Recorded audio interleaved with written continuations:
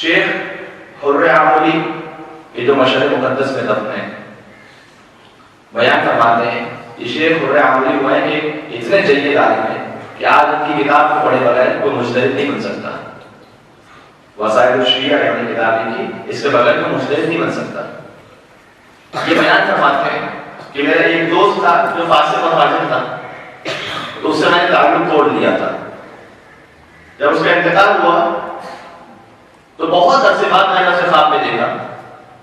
تو یہ خود آیت اللہ مشترک ہیں, بلکہ مرجع تقلید ہیں, دوسرے بھی تقلید میں تھے. تو انہوں نے سوال کیا کہ یہ بتاؤ کہ تمہارے اعمال کی بنیاد پر فسق و فجور کے ساتھ زندگی گزاری تھی, کیا ہوا مرنے کے بعد؟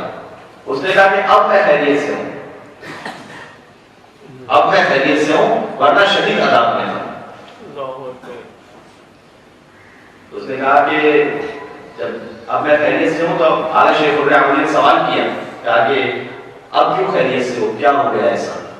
کہ مجھے نہیں معلوم, ہمارے قبرستان میں خاتون کو دفن کیا گیا اور جب اسے دفن کیا گیا تو مولا حسین علیہ السلام اس کی زیارت کو تشریف لائے ہیں. سبحان اللہ.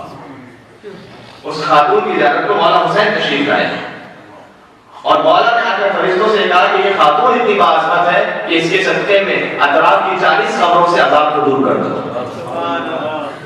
لہذا عذاب کو دور کر دیا گیا. تو میں خوش نصیبوں میں تھا کہ عذاب اس سے دور ہو گیا. شیخ حر عاملی فوراً اٹھتے ہیں اور قبرستان جاتے ہیں اور پوچھتے ہیں کہ یہاں پر کون سی خاتون کو دفن کیا گیا.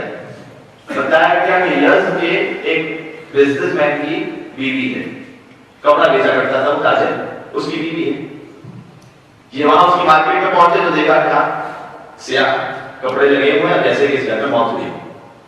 تو وہاں جاتا ہے, اس سے سوال کرتا ہے, فوراً پوچھا کہ تمہاری بیوی کا امام حسین علیہ السلام سے کیا تعلق تھا؟